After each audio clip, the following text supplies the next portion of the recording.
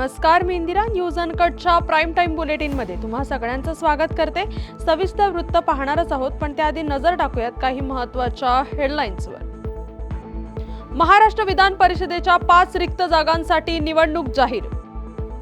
नैतिक जबाबदारी म्हणून धनंजय मुंडेंनी राजीनामा द्यावा, आमदार संदीप क्षीरसागर यांची मागणी.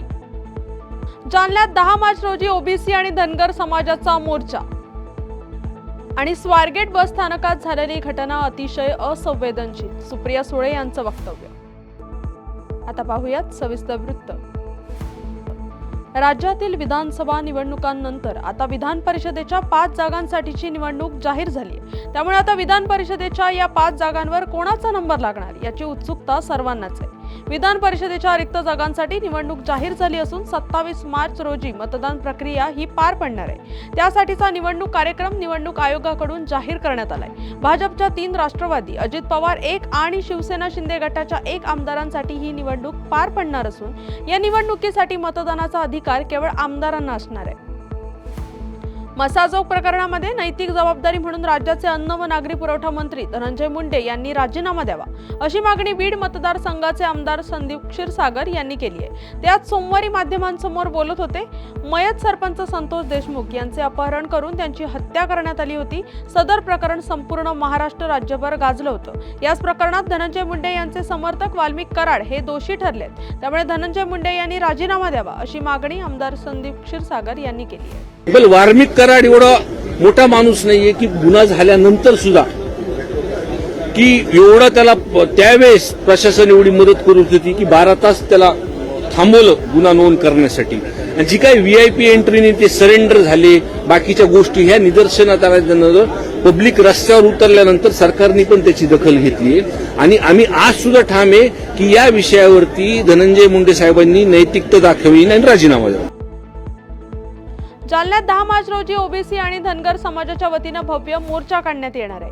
भोकरदन येथील आणवा गावात 27 फेब्रुवारी रोजी गरम लोखंडी रॉडचे चटके देऊन एकाला बेदम मारहाण करण्यात आली होती. या घटनेत कैलास बोराडे हा तरुण गंभीर जखमी झाला असून त्याच्यावर रुग्णालयात उपचार सुरू आहेत. मारहाण झालेल्या तरुणाला न्याय मिळावा तसेच आरोपींना अटक करण्यात यावी या मागणीसाठी 10 मार्च रोजी जालना जिल्हाधिकारी कार्यालयावर मोर्चा काढण्यात येणार आहे. या मोर्चात राज्यातील ओबीसी आणि धनगर बांधव मोठ्या संख्येने सहभागी होणार असल्याची माहिती धनगर समाज आंदोलक दीपक बोराडे यांनी दिली. की कैलास बोराडे नावाच्या तरुणावर अन्याय झालाय, अमानवी कृत्य झालंय, संतापजनक कृत्य झालंय.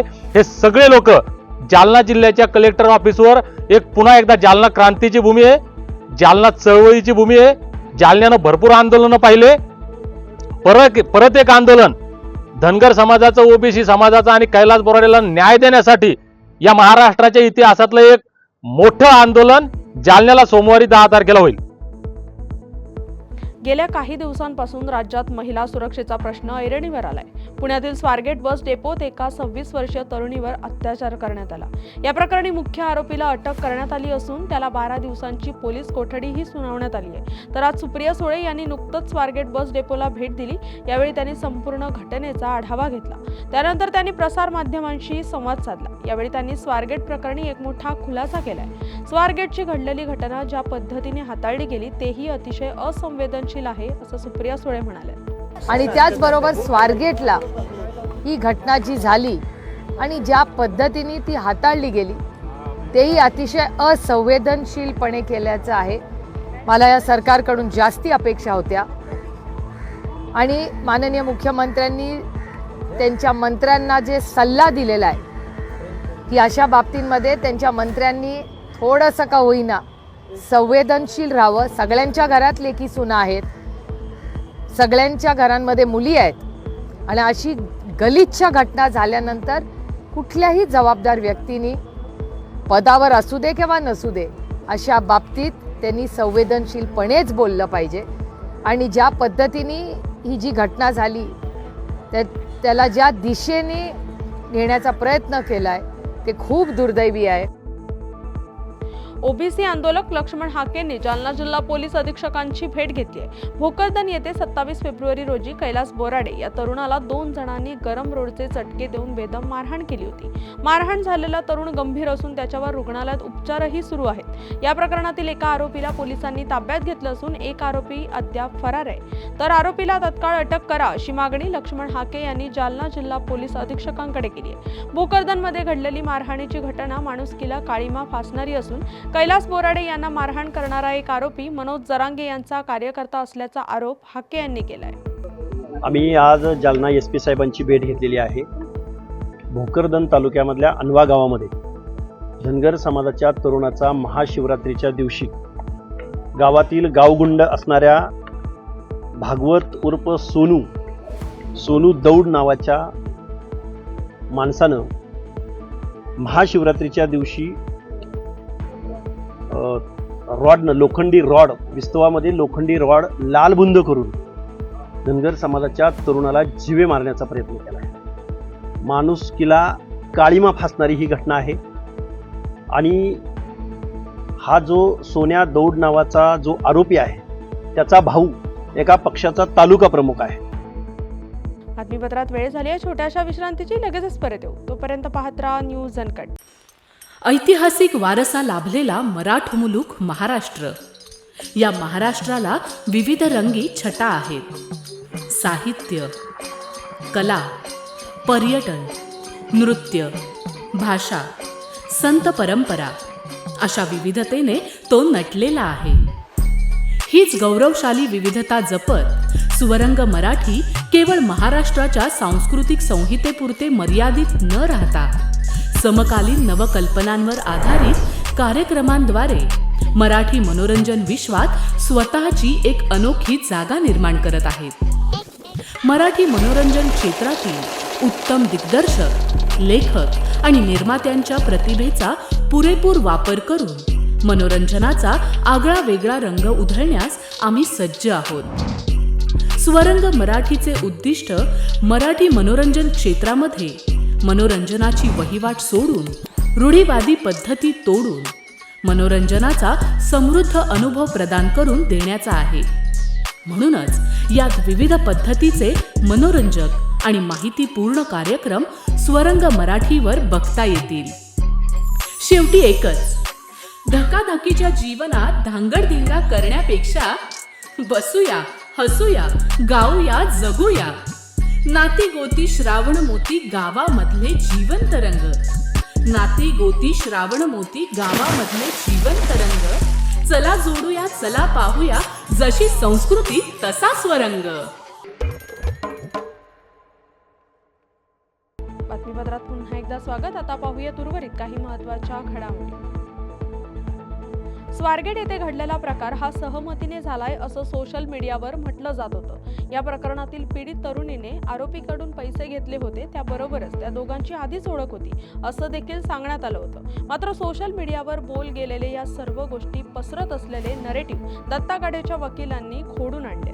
आरोपी आणि पीडित तरुणीमध्ये व्यवहार झाल्याचे आम्ही बोललो नसल्याची कबुली आरोपीचे वकील वाजिद खान यांनी आज पुण्यात झालेल्या पत्रकार परिषदेमध्ये माध्यमांना दिली.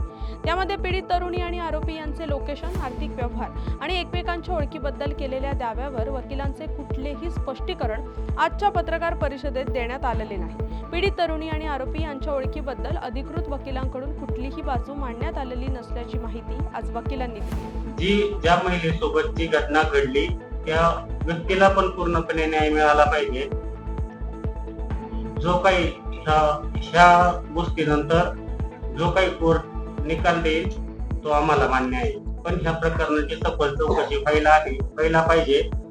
सखोल चौकशीनंतर कोर्टाने त्यांना फाशीची शिक्षा जरी दिली तरी पण ती आम्हाला मान्य आहे. आम्हाला त्याचा अजिबात वाईट वाटणार नाही.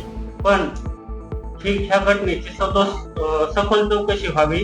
ही घटना खरंच सत्य आहे की नाही. मीडियाने 3 दिवस फक्त नाण्याची एकच बाजू दाखवली, तर आता चौकशीनंतर मीडियाने नाण्याची दुसरी बाजू पण दाखवावी. महाराष्ट्र सरकारच्या शेतकरी विरोधी धोरणासंदर्भात जळगाव जिल्ह्यातील चोपडा तालुक्यातील काँग्रेस पक्षाच्या वतीनं तहसील कार्यालयाच्या आवारात आंदोलन करण्यात आलं। माजी जिल्हाध्यक्ष ॲडव्होकेट संदीप पाटील यांच्या नेतृत्वाखाली हे आंदोलन करण्यात आलंय। या प्रसंगी राज्य सरकारच्या विरोधात विविध घोषणा देऊन परिसर दणाणून गेला होता। दरम्यान यावेळी शेतकरी संघटनेचे संदीप पाटील, काँग्रेस पक्षाचे तालुकाध्यक्ष नंदकिशोर सांगोरे, तालुकाध्यक्ष संजीव पाटील यांच्यासह माजी नगरसेवक व तालुक्यातील कार्यकर्ते मोठ्या संख्येने उपस्थित होते।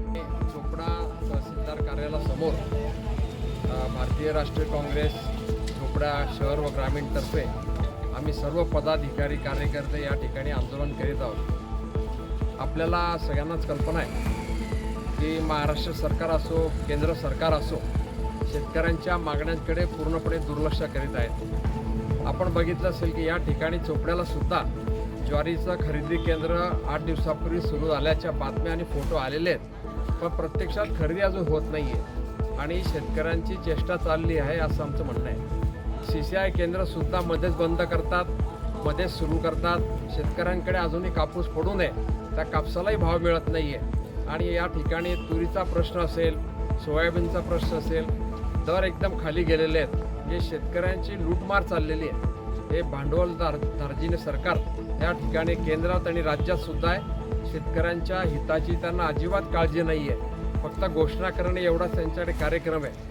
त्याच्यामुळे आज आम्ही सर्व पदाधिकारी कार्यकर्ते शासनाकडे मागणी करत आहोत की या सर्व कापसापासून सर्वांना भाव मिळाला पाहिजे। शेतकऱ्यांना वाचवण्याची आता ही वेळ आहे। शेतकऱ्यांच्या आत्महत्या खूप होत आहेत। प्रशांत कोरटकर यांनी छत्रपती शिवाजी महाराजांविरुद्ध केलेल्या बेताल वक्तव्याच्या विरोधात आज 3 मार्च रोजी अमरावतीत शिवप्रेमी आणि सर्वपक्षीय शिवसन्मान मोर्चाचे आयोजन करण्यात आलं। या मोर्चाला पंचवटी चौक येथून सुरुवात होऊन गर्ल्स हायस्कूल चौक मार्गे जिल्हाधिकारी कार्यालयावर हा मोर्चा धडकला। मोर्चाच्या माध्यमातून कोरटकर यांच्यावर देशद्रोहाचा गुन्हा दाखल करून तात्काळ अटक करण्याची मागणी यावेळी करण्यात आली। या महामोर्चामध्ये काँग्रेसचे खासदार बळवंत वानखेडे, शिवसेना उद्धव बाळासाहेब ठाकरे, पक्षाचे आमदार गजानन लवटे, माजी आमदार यशोमती ठाकूर, सुनील देशमुख यांच्यासह सर्वपक्षीय नेते, पदाधिकारी आणि कार्यकर्ते मोठ्या संख्येने उपस्थित होते। जर कोणी महाराष्ट्र द्रोह केलेला आहे, कोणी राष्ट्रद्रोह केलेला आहे, छत्रपती शिवाजी महाराज, छत्रपती संभाजी महाराजांचा अपमान वेळोवेळी जर ही सरकार सहन करत असेल तर मग हे महाराष्ट्र सहन करणार नाही, ही वास्तविकता आहे। त्यांच्यावर आर्थिक त्यांची चौकशी झाली पाहिजे, ईडींच्या पण चौकशा झाल्या पाहिजे। एवढ्या कशा गाड्या घोड्या घेऊन फिरतात हो, आणि एवढी कशी संपत्ती त्यांच्यापाशी येते? तर आमचा मेन मुद्दा असा आहे की महाराष्ट्रामध्ये एक दुफडी निर्माण करण्याचा खूप मोठं षडयंत्र या ठिकाणी होत आहे आणि ते षडयंत्र महाराष्ट्र सहन करणार नाही। या दोघांवरही, सोलापूरकर असो, कोरटकर असो, आणि ही दोघंही कोणाची निकटवर्ती आहे आपल्याला सगळ्यांना माहिती आहे। या सगळ्या गोष्टींचा निषेध आहे आणि या दोघांनाही अटक झाली पाहिजे, त्यांच्यावर कारवाई झाली पाहिजे। त्यांची आर्थिक जे काही त्यांचा गोंधळ आहे त्याची पण त्या ठिकाणी आम्ही मागणी केलेली आहे, त्याची पण इन्क्वायरी झाली पाहिजे। बिहारच्या बुद्धगयातील महाबोधी महाविहार येथील 1949चा महाबोधी टेम्पल मॅनेजमेंट कायदा दुरुस्त करून महाबोधी महाविहार बौद्धांच्या ताब्यात द्या अशी मागणी बौद्ध समाजाच्या वतीने करण्यात आली आहे। याबाबत अमरावतीच्या जिल्हाधिकारी कार्यालयावर 1 दिवसीय धरणे आंदोलन करण्यात आलं। बुद्धगया येथील महाबोधी महाविहार हे जगातील बौद्ध धर्मियांचे एक पवित्र स्थळ आहे, परंतु हे स्थळ ब्राह्मणांच्या ताब्यातून मुक्त करण्यात यावे अशी मागणी अमरावती जिल्ह्यातून होती आहे। बातमीपत्रात वेळ झाली आहे छोट्याशा विश्रांतीची, लगेचच परत येऊ। तोपर्यंत पाहत राहा न्यूज अनकट। ऐतिहासिक वारसा लाभलेला मराठ मुलूक महाराष्ट्र। या महाराष्ट्राला विविध रंगी छटा आहेत। साहित्य, कला, पर्यटन, नृत्य, भाषा, संत परंपरा अशा विविधतेने तो नटलेला आहे। हीच गौरवशाली विविधता जपत सुवरंग मराठी केवळ महाराष्ट्राच्या सांस्कृतिक संहितेपुरते मर्यादित न राहता समकालीन नवकल्पनांवर आधारित कार्यक्रमांद्वारे मराठी मनोरंजन विश्वात स्वतःची एक अनोखी जागा निर्माण करत आहेत। मराठी मनोरंजन क्षेत्रातील उत्तम दिग्दर्शक, लेखक आणि निर्मात्यांच्या प्रतिभेचा पुरेपूर वापर करून मनोरंजनाचा आगळा वेगळा रंग उधळण्यास आम्ही सज्ज आहोत।